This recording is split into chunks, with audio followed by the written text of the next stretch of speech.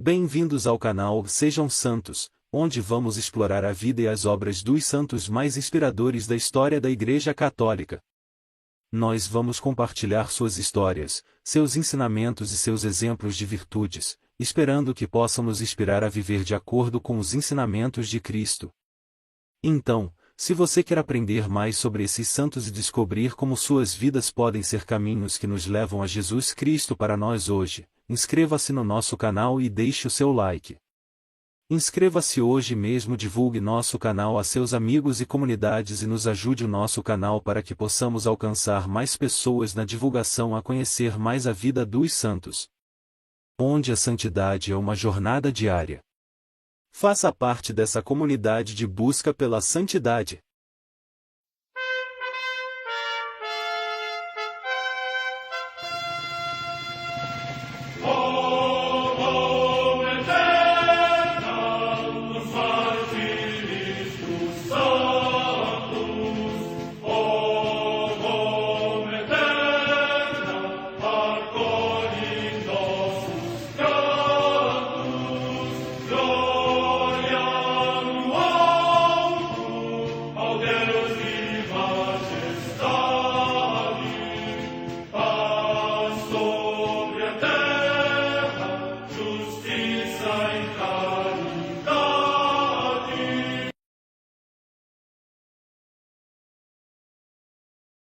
Ler a vida dos santos desperta em nós o desejo de seguir a Cristo. Através de suas vidas podemos aprender as virtudes, a sabedoria e o amor de Deus. Cada santo nos oferece um modelo de vida a ser imitado, como diz São Paulo na carta aos Hebreus, capítulo 12, versículo 1. Estamos rodeados por uma nuvem de testemunhas. A Igreja foi fundada por nosso Senhor Jesus Cristo não apenas como uma instituição, mas uma autêntica família. Os santos mártires, confessores, doutores, as virgens, os santos pastores e todos os demais santos são realmente nossos irmãos que nos precederam no caminho da fé e já estão no céu, para onde também iremos nós, pela graça de Deus. Portanto, sede santos, assim como o vosso Pai Celeste é santo. Mateus capítulo 5, versículo 48. Hoje, dia 4 de julho, celebra a Igreja a vida dessa grande santa, Santa Isabel, Rainha de Portugal. A Santa Madre Igreja celebra também nesse dia os santos. Na África Setentrional, São Jucundiano, mártir. Data da morte incerta. Em Vata, no território de Bourges, na Aquitânia, atualmente na França, São Laureano, mártir. Morte entre os séculos III e IV. Em Cahors, também na Aquitânia, São Florencio, bispo, que São Paulino de Nola louva como humilde de coração, forte na graça divina e suave na palavra. Morte no século V. Em Langres, também na Aquitânia, São Valentim, presbítero e eremita. Morte no século V. Em Blange, no território de Arras, também na atual França, Santa Berta, abadesa, que, tendo ingressado com as filhas Gertrudes e Deutila no mosteiro por ela fundado, alguns anos depois viveu como reclusa numa pequena cela. Morte no ano 725. Em Eriços, na ilha de Lesbos, na Grécia, o passamento de Santo André de Creta, bispo de Gortina, que, com orações, hinos e cânticos de excelente composição, cantou os louvores de Deus e exaltou a Virgem Mãe de Deus Imaculada e elevada ao céu. Morte no ano 740. Em Augsburgo, cidade da Baviera, na atual Alemanha, Santo Uldarico ou Urico, bispo, ilustre pela sua admirável abstinência, liberalidade e assiduidade às vigílias, que, depois de 50 anos de episcopado, morreu nonagenário. Morte no ano 973. No mosteiro de Altecombe, junto ao lago Bourges, na Savoia, atualmente na França, o sepultamento do Beato Bonifácio, bispo, de linhagem régia, que, depois de ter ingressado na Cartucha foi eleito para a sede de Bela e finalmente levado à sede de Cantuária, manifestando sempre grande solicitude pelo seu rebanho. Morte no ano 1270. Em Florença, na Etrúria, hoje na Toscana, região da Itália, o Beato João de Vespignano. Morte entre o século XIII e XIV. Em Dorchester, na Inglaterra, os beatos mártires João, Conor O'Malley, auto-apelidado Cornélio, presbítero pouco tempo antes admitido na Companhia de Jesus, Tomás Bosgrave, João Quere e Patrício Salmão, leigos que ajudaram este sacerdote, todos eles ao mesmo tempo, no reinado de Isabel I, glorificaram a Cristo com o martírio. Morte no ano 1594. Em York, também na Inglaterra, os beatos mártires Guilherme Andleby, presbítero, Henrique Abbott, Tomás Varcope e Eduardo Fultorpo, leigos, que, na mesma perseguição, condenados à morte por causa da sua fidelidade à Igreja, depois de terem suportado ao mesmo tempo o suplício do patíbulo, partiram deste mundo e alcançaram a recompensa eterna. Morte no ano 1597. No Japão, o beato Pedro Kibikazui, presbítero da Companhia de Jesus, e 187 companheiros, mártires. Morte no ano 1639. Entre os Hurões, no território do Canadá, Santo Antônio Daniel, presbítero da Companhia de Jesus e mártir, que, depois de terminar a celebração da missa, colocando-se à porta do oratório para proteger os neófitos do ataque dos inimigos indígenas, foi trespassado pelas flechas e lançado na fogueira. A sua memória celebra-se com a dos seus companheiros no dia 11 de outubro. Morte no ano 1648. Em Mauriac, junto ao Monte Cantal, na França, a beata Catarina Jarrige, virgem, da Ordem Terceira de São Domingos, que se tornou ilustre pelo auxílio aos pobres e aos enfermos, e durante a Revolução Francesa, defendeu de todos os modos os sacerdotes perseguidos e os visitava no cárcere. Morte no ano 1836. Em Enchoufu, cidade do Hunai, província da China, São Cesídio Giacomo Antônio, presbítero da Ordem dos Menores e mártir, que, durante a perseguição movida pelos Vietur, quando procurava proteger o Santíssimo Sacramento das investidas da multidão, foi apedrejado e, envolto num lençol imbuído em petróleo, morreu queimado. Morte no ano 1900. Em Turim, na Itália, o beato Pedro Jorge Frassati, um jovem que, militando nas associações de leigos católicos, se dedicou com grande diligência e alegria em iniciativas de desenvolvimento social e no exercício da caridade para com os pobres e os enfermos, até que, infectado por uma paralisia fulminante, partiu deste mundo. Morte no ano 1925. No campo de concentração de Auschwitz, perto de Cracóvia, na Polônia, o beato José Kowalski, mártir, que, durante a guerra, foi encarcerado por causa da sua fé em Cristo e, submetido a atrozes torturas, consumou o martírio. Morte no ano 1942. Em Santa Marinella, perto de Roma, a beata Maria Crucificada, Rosa Curcio, virgem, fundadora da Congregação das Carmelitas Missionárias de Santa Teresa do Menino Jesus. Morte no ano 1957. Vida de Santa Isabel Rainha de Portugal, mãe e rainha, bondosa e decidida, corajosa e pacificadora, foi amada com paixão por seus súditos. Seu segredo, o amor a Jesus crucificado acima de todas as coisas.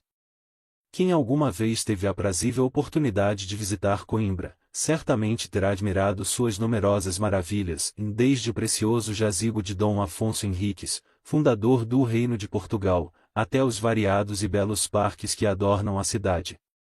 Brilha ainda a histórica universidade que, através de suas sólidas raízes e requintados frutos, é a instituição que representa a maior expressão da língua portuguesa. Contudo, quem vem de longe não deixa de notar o sincero carinho dos habitantes por sua insigne padroeira, a Rainha Santa Isabel, o anjo de bondade e de paz que o Senhor mandou para Portugal. Curiosamente, Santa Isabel não é portuguesa de nascença. Quis a mão da providência colhê-la no solo aragonês, onde veio ao mundo no longínquo ano de 1271. Precedeu-a em nobreza e santidade sua tia-avó, Santa Isabel da Hungria, de quem herdou, além do nome, os mais excelentes predicados. A pequena filha de Pedro III de Aragão e de Constança da Sicília foi, a exemplo de sua tia, grande seguidora de São Francisco de Assis e uma alma toda voltada para os pobres e necessitados. Pacificou ânimos e guerras desde o berço até a hora da morte, e não houve, entre o primeiro nobre e o último, doente quem se furtasse a sua tão benéfica influência. Todos saíam de sua presença dispostos a reconciliar-se com Deus e a perdoar o próximo. Uma menina que dulcificava os corações. Quando nasceu Santa Isabel, havia uma briga entre seu pai e seu avô, Jaime I, o Conquistador. Há tempo não se falavam, porque esse rei de Aragão não aprovava o casamento de seu filho Pedro com Dona Constança. Apenas nasceu a santa menina, foram-se apagando as desavenças domésticas e houve grande harmonia naquela casa real. O destemido avô não ocultava sua grande predileção por essa criança e fez questão de que ela fosse educada em seu palácio, para poder gozar de sua companhia. A razão mais profunda pela qual não queria separar-se dela era o sensível influxo de bênçãos e a suavidade que emanavam de sua pessoa. Num ambiente carregado de tensões e pesados encargos, aquele precioso tesouro dulcificava os corações. Após o falecimento de Jaime I, a infanta permaneceu ainda alguns anos com seus pais. Muito em breve ela se tornaria a rainha de Portugal. Na corte de Portugal. Em 1282 partiu para as terras lusas, a fim de contrair matrimônio com Dom Dinis, que acabava de subir ao trono. Nunca se tinha visto ali uma soberana de tamanha modéstia e amabilidade. Seu recolhimento e união com Deus não tardaram a cativar o povo, o qual logo retribuiu o amor de que estava sendo objeto. Para aumentar a confiança de todos na jovem soberana, concorreu a paz que ela obteve, logo ao chegar, entre Dom Dinis e seu irmão que lhe disputava a coroa. Sua vida na corte foi uma constante busca do sobrenatural. Sem omitir nenhuma das obrigações impostas pela sua condição de rainha, o seu coração não se prendeu a esta terra. Estava presente em todas as festividades do reino e sinceramente se regozijava com o povo, cingia a coroa e trajava os mais ricos vestidos para, ao lado do rei, receber as autoridades ilustres que vinham honrá-la e colocar-se a seu serviço. Entretanto, nem por isso envaideceu-se e desejou aquelas glórias para si. Julgava-se pecador e teria preferido 1000 vezes ser pobre a possuir todos os tesouros reais. Precursora da devoção à Imaculada. A oração e a vida de piedade exerceram papel primordial em sua existência, e foram a causa de todas as conquistas pelo bem do reino e das almas que ela obteve. Toda manhã assistia à Santa Missa em seu oratório com o espírito absorto em santas considerações. Desde os 8 anos de idade recitava o ofício divino, e acrescentou depois a recitação diária dos salmos penitenciais e outras devoções em honra dos santos e de Nossa Senhora. Sua devoção a Maria Santíssima foi terna e fecunda, legando à posteridade um traço indelével para a espiritualidade luso-brasileira, o patrocínio da Imaculada Conceição. De fato, foi Santa Isabel quem a escolheu como padroeira de Portugal e fez com que se celebrasse por primeira vez a sua festa, em 8 de dezembro de 1320, quando os raios das disputas teológicas em favor da Conceição Imaculada de Maria espargiam seus primeiros fulgores. Sofrimentos de esposa e rainha. Assim amparada pelas forças divinas, ela preparou-se para as grandes cruzes e dissabores que a aguardavam. Após o nascimento de seus 2 filhos, Constança e Afonso, a Rainha Santa suportou heroicamente a vida dissoluta que Dom Dinis passou a levar. Sem murmurar ou impacientar-se, ela muito rezou e fez penitência pela conversão do soberano. Assistiu ainda com maior sofrimento às inimizades entre governantes cristãos e seus parentes, que por ambição disputavam entre si terras e honrarias, e em consequência de suas pretensões, causavam derramamento de sangue. Corajosamente, Santa Isabel ergueu-se em toda a sua estatura e impediu uma grande quantidade de combates que estavam a ponto de estalar. Dom Dinis e Dom Afonso, irmão do rei, estavam em pé de guerra pela coroa de Portugal. O mesmo rei seu esposo tinha com o monarca de Castela, Sancho IX, sérias contendas em torno das fronteiras entre os reinos. Anos mais tarde, Dom Fernando IV de Castela e seu genro, e Dom Jaime II de Aragão e seu irmão, nutriam mutuamente uma feroz inimizade que caminhava para um terrível enfrentamento. Seu irmão, Frederico da Sicília, e Roberto de Nápoles guerreavam violentamente por razões políticas. Quantas lágrimas este quadro desolador custou a seu reto coração!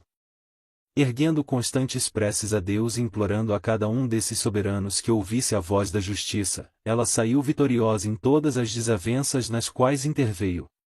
A Rainha Santa provou que a paz não se deve tanto a tratados e a considerações de caráter econômico, quanto a almas santas que aplaquem a ira e o ódio por meio da mansidão e da clemência.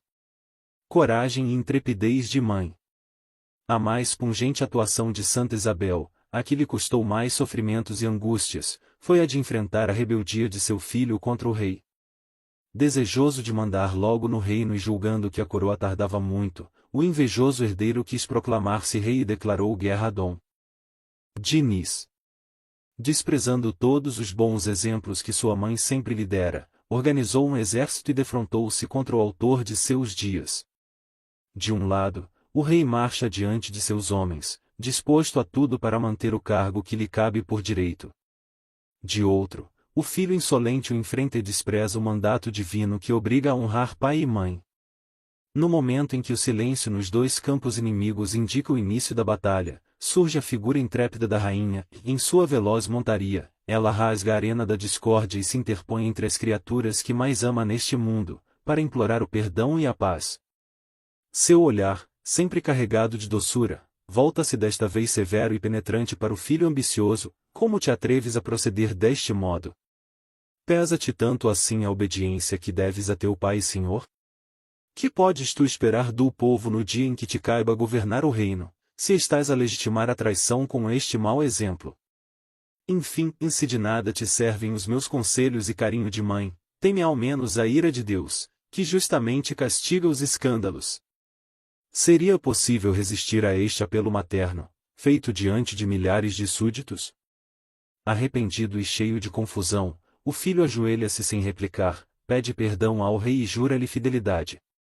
Mais uma vez a Rainha Santa afasta as negras nuvens do horizonte e faz brilhar, para gáudio de todos, o arco-íris da bonança. A caridade e o amor aos pobres. A par de seu espírito pacificador, foi na prática da caridade e no amor aos pobres que o seu amor a Deus se projetou inteiramente. Tanto se dedicou aos fracos, cuidou dos enfermos, fundou hospitais e protegeu toda a categoria de desvalidos, que não é possível encontrar explicação humana para a fecundidade assombrosa de suas iniciativas. Quando a querida rainha saía no paço, uma multidão de infelizes a seguia, pedindo socorro, e nunca algum deles se retirava sem ser generosamente atendido. Gostava de cuidar pessoalmente dos leprosos mais repugnantes, tratar-lhes as chagas e lavar-lhes as roupas, encaminhava para uma vida digna os órfãos e as viúvas e até na hora da morte não abandonava os infelizes, para os quais providenciava uma sepultura digna e mandava celebrar missas em sufrágio de suas almas. Como corolário de sua fé inabalável, não poucos eram os doentes que saíam de sua presença inteiramente curados. Morre como terciária franciscana. Ao morrer Dom Dinis, em 1325, Santa Isabel contava 54 anos de idade, e ainda viveu mais 11. Nesse período abraçou a Ordem Terceira de São Francisco e abandonou as pompas da corte, a fim de viver exclusivamente para a oração e a caridade. Sua virtude heróica e a doação de si mesma atingiram o máximo esplendor, ela estava pronta para reinar no céu. No dia 4 de julho de 1336, enquanto intermediava uma ação de paz em Extremóis, veio Maria Santíssima buscá-la para a pátria definitiva, onde gozaria da glória eterna. Enquanto todos choravam a perda insuperável, ela se rejubilava por estar na iminência da posse definitiva do Deus a quem tão bem servirá. Suas últimas palavras foram: E Maria, Mãe da Graça, Mãe de Misericórdia, protege-nos do inimigo e recebe-nos à hora da morte. Era desejo seu ser enterrado em Coimbra, no convento de Santa Clara, fundado por ela. Sua memória rapidamente ultrapassou as fronteiras do reino, e em todo o orbe cristão era conhecida aquela soberana que foi o mais belo ornato do glorioso Portugal. Uma canonização singular. O modo singular como Santa Isabel foi canonizada bem serve para mostrar o quanto, sendo a vontade de Deus glorificar algum de seus filhos ilustres, nenhum obstáculo humano é capaz de impedi-lo.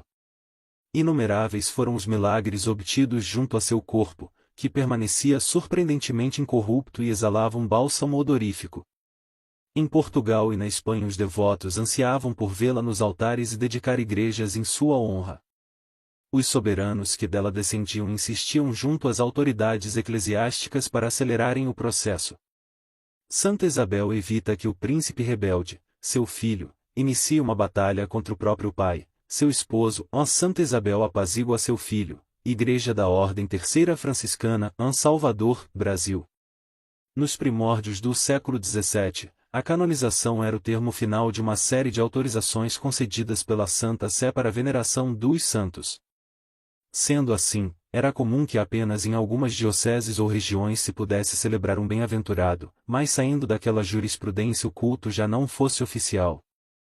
Esse sistema, somado a uma série de numerosas canonizações naquele período, acabou levando o Papa Urbano VIII a instituir um sistema minucioso e cauto para a admissão de novos bem-aventurados no rol dos santos.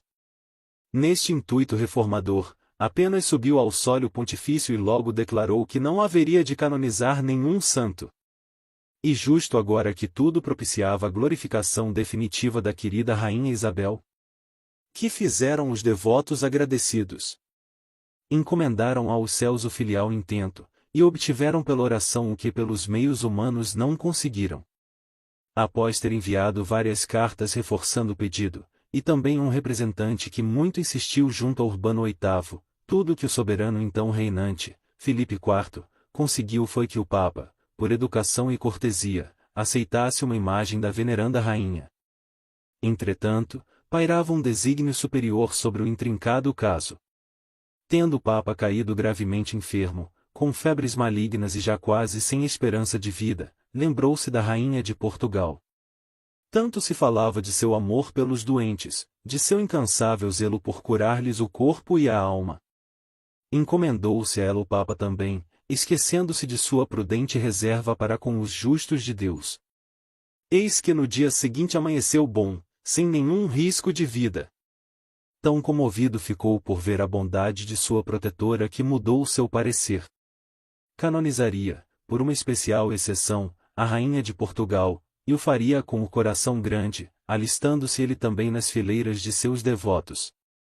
Assim se explica a magnífica cerimônia que teve lugar na Basílica de São Pedro, em 25 de maio de 1625. Nem antes nem depois, nos 21 anos de seu pontificado, Urbano VIII canonizou qualquer outro santo. Asterisco.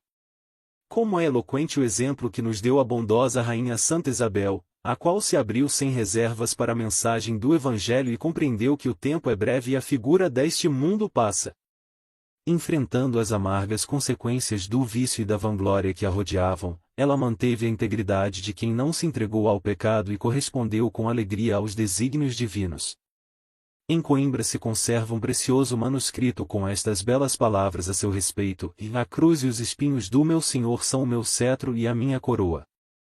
Eis o segredo de todos os maravilhosos frutos que ela colheu ao longo de sua vida, o amor a Jesus crucificado acima de todas as coisas. Sigamos seu rastro luminoso de quem só almeja os bens do alto, e obteremos também o inestimável dom da paz para nossos dias. Santa Isabel, Rainha de Portugal, rogai por nós.